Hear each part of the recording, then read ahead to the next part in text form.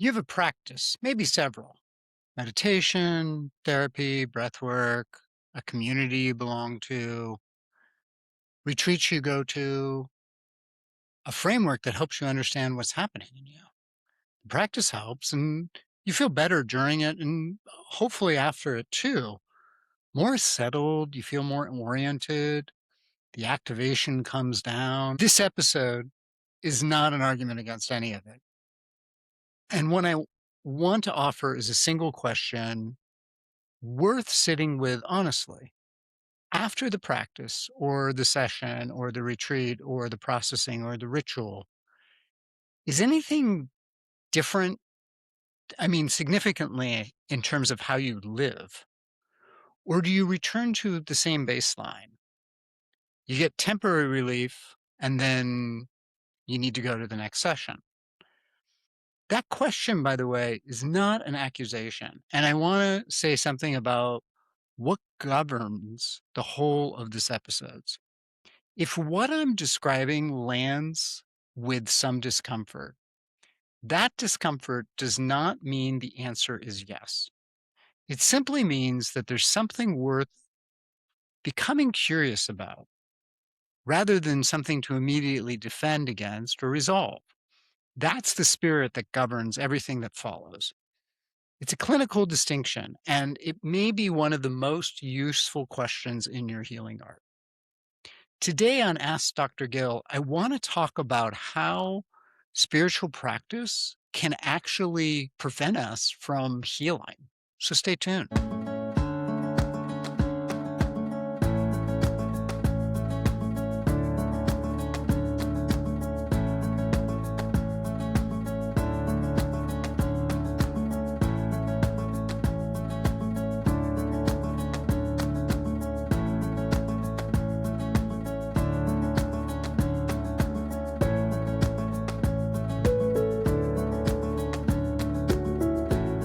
Hello and welcome to Ask Dr. Gill. I am your host, Dr. Gill Winkleman. Today on the show, I want to talk about how the work that we do can become a crutch instead of helping us. And some of it has to do with the identity structure, and some of it has to do with the practices themselves and our mindset behind it. Now, before we go into this, I want to say something very clearly. Regulation is not inferior to integration. I'm going to say that again. Regulation is not better or worse than integration. For many people, especially if you've carried early trauma, the primary work for a long time is stabilization, learning how to manage activation and build a window of tolerance, developing the capacity to be present, for example. That work is very real and necessary. The question I'm asking today is a different one. Is the regulation eventually creating the conditions for something to shift? Or has the practice stabilized at the level of symptom management without reaching the organizing pattern underneath or changing the identity of that pattern? For some people, stability itself is the movement for a long time. The capacity to regulate, to be present, to tolerate difficult states and not have any excuses or reframe anything. These are real gains, and I don't want to diminish that. It's not that it's a delay before the real work begins. It's not a distraction.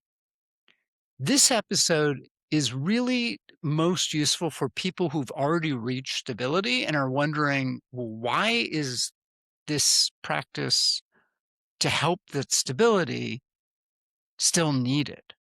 Why hasn't the deeper pattern shifted? One of the deepest tests in terms of spiritual practice is not the state it creates during the practice, it's the life that emerges between practices. In other words, if you only calm yourself down when you're meditating and then you go out and yell at people, it may not be doing what it needs to be doing. Last week, we talked about what spiritual practice gives us access to, states that our effortful self management alone struggles to produce. Today, I want to make that concrete. What does genuine integration look like in practice? Not as a concept, but something that you can observe and possibly measure. Let me tell you about a patient, I'll call him M. This is a person who had a serious meditation practice for 6 years, daily sittings. He did annual retreats. He went to a community he was deeply embedded in. By any measurement, he was a committed practitioner. And we might have, if we had scanned his brain, actually seen changes in the brain. And by his own accounts, he said that his practice helped enormously. Definitely calmed him down. He was more self-aware, and generally in stressful situations, he was less reactive. What brought him in to my practice was the question his wife asked him. She wasn't saying nothing had changed. She could see he was calmer. What she said was something to this effect, which was, "You're more peaceful, but the way we actually relate isn't any different. It's the same as it was 6 years ago." Whoa. It really hit him, by the way. And she wasn't wrong. The meditation had produced genuine regulation. His nervous system was calmer, but his relational patterns, his conflict avoidance, his distance, his inability to be fully present with her emotionally and handle her emotions, that hadn't shifted. The practice had managed the symptom, but it hadn't touched the organizing pattern underneath things. When genuine integration is happening, these things tend to be observable. And I've had clients who've said this, or their spouses have. I've had the opposite happen. Whatever emotions are not fully allowed to be felt begin to become available. With integration, things are more observable. As an example, the emotions that maybe were held at a distance become more accessible.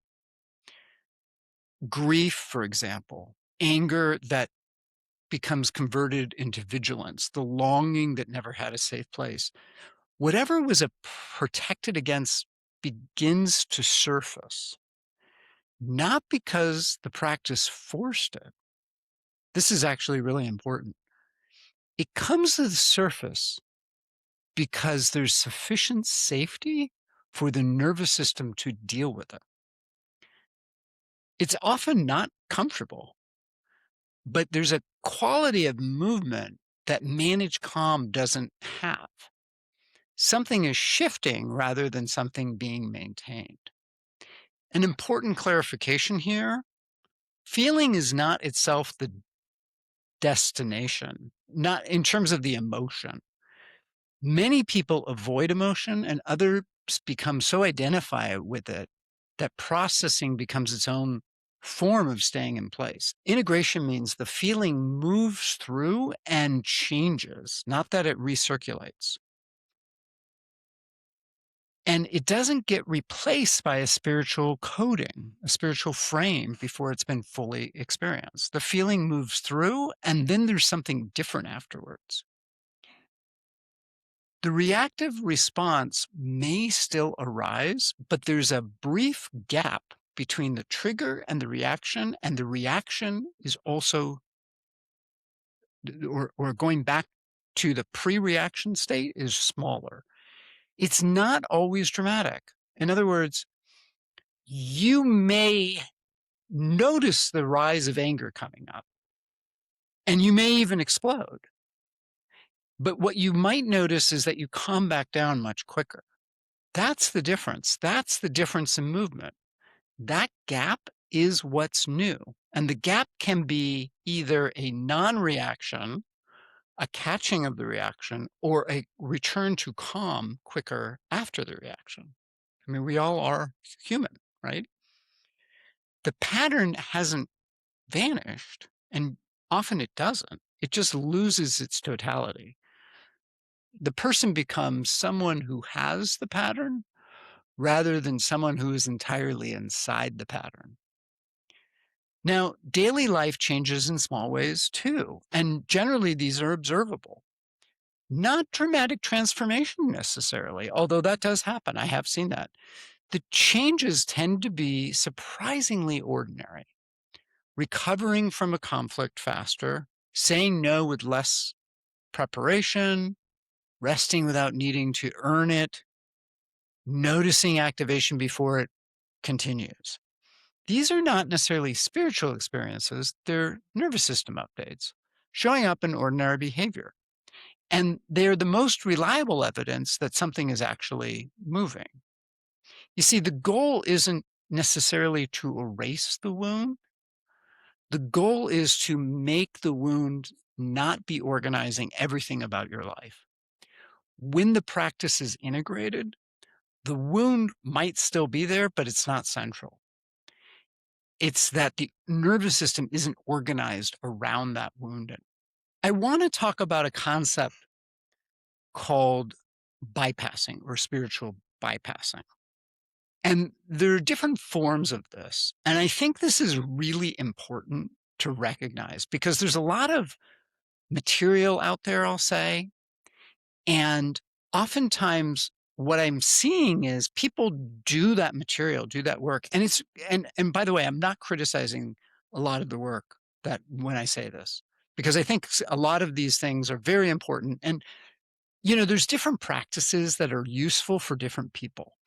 And there's different presenters that some people really jive with and other people don't, right? I mean, I'm sure there's listeners that love the show and there's people who can't stand it, right? And it's not anything about me, it's just about how our energies sync up. I just want to be clear, I don't want to make those bad.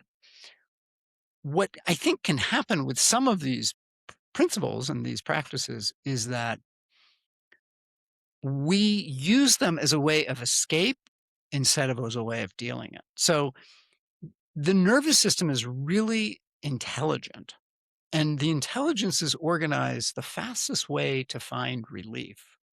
Now, the relief isn't a problem in itself. The problem is when relief substitutes the movement that the relief was supposed to enable. There's three forms that I would say that we see in terms of this, and they can coexist. Most people carry more than one of these, and they are regulation without integration, the healing journey as an identity, and meaning that skips the feeling. So I'm going to take a quick break and then I'm going to dive into these on the second half of the show. So stay tuned.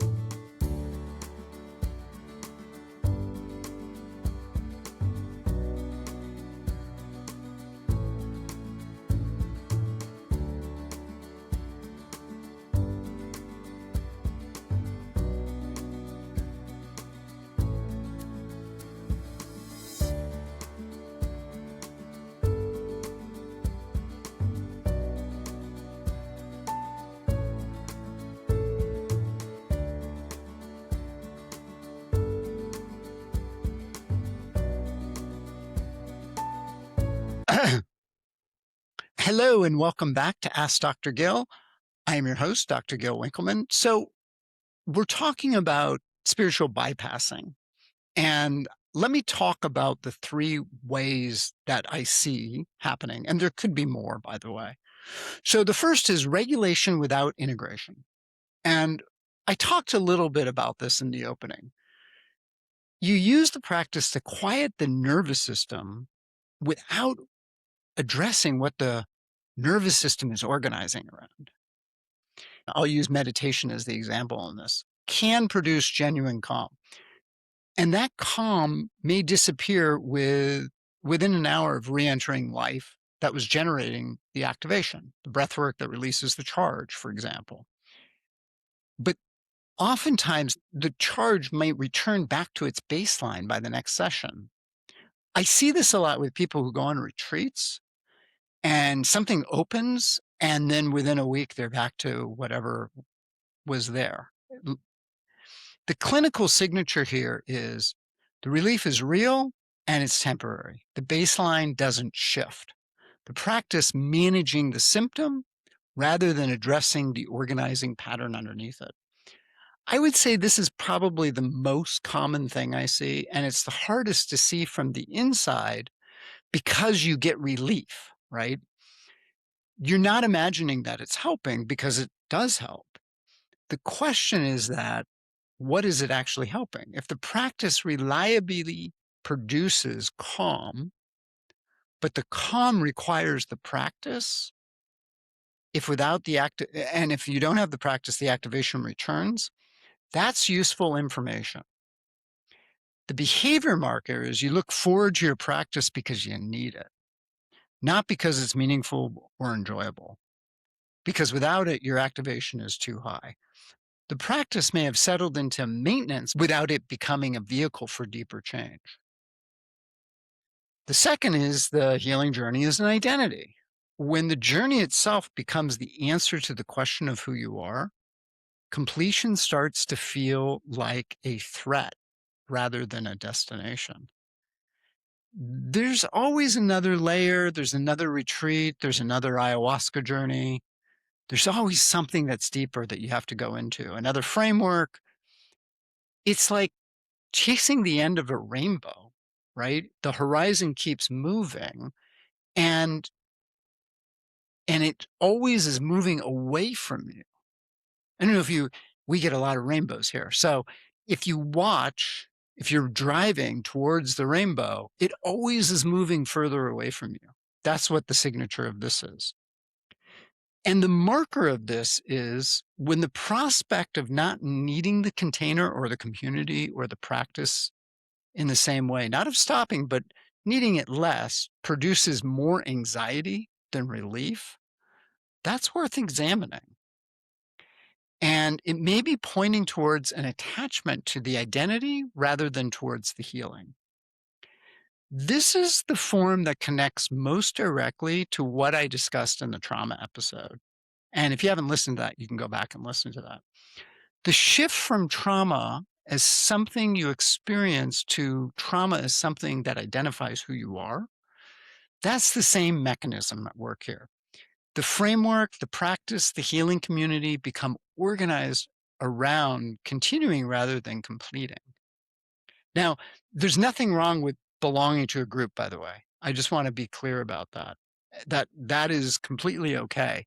It's more around your identity and the need for it, I would say, that becomes the challenge, right? It's almost like it's an addiction. This is not to make you defensive if this is landing. It's more about how can you be curious about this? And curiosity is what's going to allow this to shift. One more important observation I'd like to share is that sometimes the work becomes another way to feel special rather than another way to become free. It's like we get more frameworks or mystical experiences that become part of our identity as something that becomes part of who you are rather than setting you free. That can be a form of bypassing too. And it is particularly hard to see because it wears very sophisticated clothing.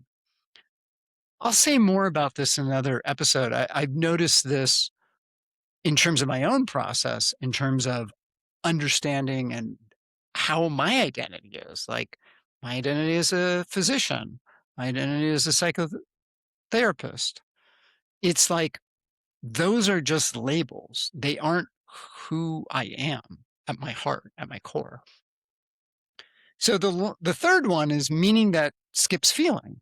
And this is often culturally normalized. So it can be arriving at acceptance, at gratitude, or a spiritual reframe without passing through whatever experience actually generated, right? It's like automatically saying, oh, everything happens for a reason. The person who can explain why their difficult childhood was necessary for their growth while the body is still holding the rage they were never allowed to feel, or the spiritual framework that might make the wound meaningful while the wound itself is untouched. This is not genuine meaning making. And talked about this in the last episode. Genuine meaning making follows the feeling rather than replacing it. The feeling is felt, whatever it is, and then something shifts, right? It changes how either the story, but more importantly, how we relate to the story. The clinical signature here is that the frame is available, but affect is absent. The person can speak about their experience with remarkable precision, but with little feeling. And oftentimes, when you move through something, whatever story you have around it falls away. I mean, I've experienced that personally. The body is quiet in a way that feels managed rather than settled. It's the activation that's unprocessed in the nervous system. And here's a specific behavioral marker. You can describe your wound with sophistication, but little emotional contact. Spiritual bypassing is not the absence of practice. It is the practice in the service of protection rather than the practice in the service of opening. So, how do you tell the difference? Well, three questions, and they're not designed to produce a verdict. Again, they're designed to bring curiosity to the situation. The first question is, what does your practice give you access to? There are two different things practice can produce. The first is a state that is temporarily pleasant or temporarily regulated, and then requires the next session to maintain it.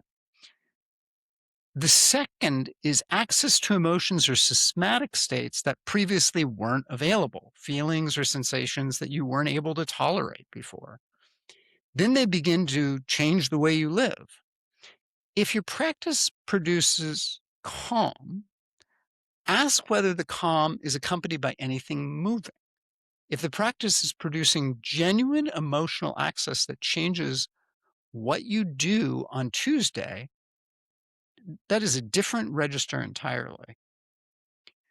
If you find yourself producing feelings during practice in a way that cycles without changing anything, in other words, you have the same grief, you run through the same thing over and over again, same catharsis session after session, that's something you might want to examine too.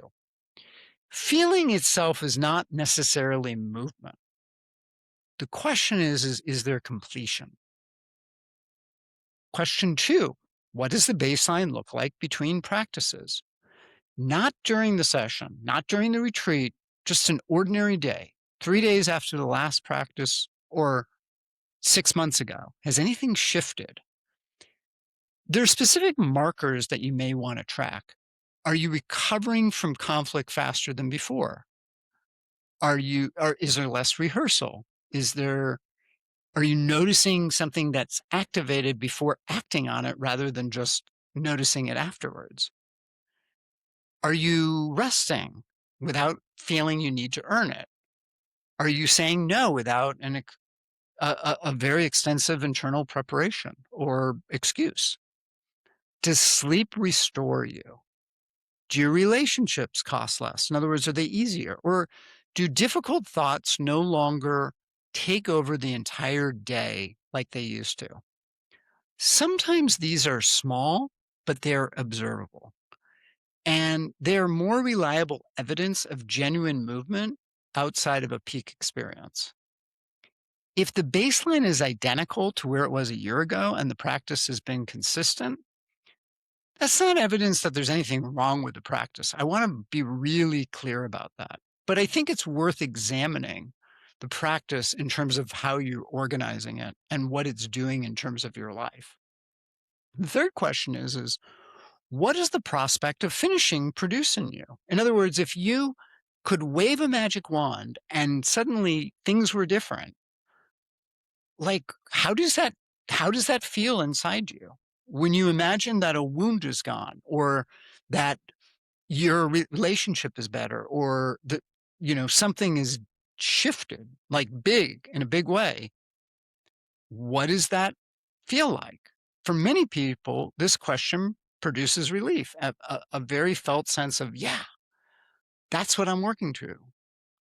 For others, there's anxiety that comes up. Maybe it's a subtle thing. Maybe it's a sense of loss. Maybe it's a question of like, who am I if I don't have that anymore? That complicated response, by the way, is not a failure. It's really information to look at in terms of how you've organized whatever it is, the wound, the relationship, the behavior, because it's worth knowing how this is built into our structures, right? For many people, the nervous system relaxes when it senses that healing has direction rather than endless repetition. You're not working towards the end of growth, you're working towards the end of a particular pattern. So here's the Tuesday test, I'll call it. The most reliable evidence of genuine integration is not what happens during the practice. It is what you can observe in your ordinary life that is different. Three things that tend to distinguish integrative practice from regulatory practice. These are orientations, by the way, and they're not 100%. The first is allow the feeling to be fully experienced when it comes up. You don't circle around it. Elaborating a feeling without embodied contact. In other words, you feel the feeling without jumping to where is that coming from? Or why am I feeling this? Like you're experiencing it in the body as opposed to mentalizing around it. The second is bringing what opens in practice into your ordinary relational life. So, whatever it is, the insight, the grief, the opening, it needs to be useful in your life, right? Maybe it's the conversation that's uncomfortable, but you're able to get through, or, or, or you can say, I'm sorry. Like it's something that is very obvious. And the third is tolerating the disorientation of arrival. When a wound stopped organizing your life and you're no longer identified with that, then and you're okay with that, right? You move through whatever that is, like, who am I without this? That's a great sign that you've moved past whatever there is there. And the willingness to stay in the disorientation as you're going through it without retreating back into the identity, that is often what distinguishes someone, who moves through it as opposed to who keeps cycling back through it. It can be very uncomfortable. I will acknowledge that. Really uncomfortable. And sometimes it's pathologized in medicine, right? We call it a depersonalization syndrome. But oftentimes it's actually part of the healing process. So, so I have three questions for you to sit with. Is your practice giving you access to what needs to move or giving you relief from the pressure to move? Question two, has anything changed in your ordinary life in the past 6 months as a result of what you're doing? Not how you feel during it, how you're living between it. And the last question is, what would it mean for this particular wound to stop organizing your life? Not for the practice to end, but for this specific thing to be finished. What would be different? The goal was never to become better at doing healing work than at living your life. And I think that's a really important thing to recognize. The goal was for the particular organizing pattern to lose its grip on your life. That destination is real, and healing specific wounds can complete. Sometimes the most loving thing you can ask of your practice is, what are you actually pointed at? Spiritual bypassing is not a failure of sincerity. It is the nervous system being very good at trying to find relief. The question is whether the relief is bringing you to completion or protecting you from completion. And if you have any questions or comments, please feel free to send me an email to info at askdrgill.com. And if you haven't taken the archetype healing quiz yet, check out the link in the show notes and go to the website. It takes 10-15 minutes. I've been told it's really good questions, and people have been finding it useful because once you do it and you confirm your email, you get a guide that kind of goes through it in more detail. So I hope that you enjoyed this. I thank you so much for joining me. Have a great rest of your day.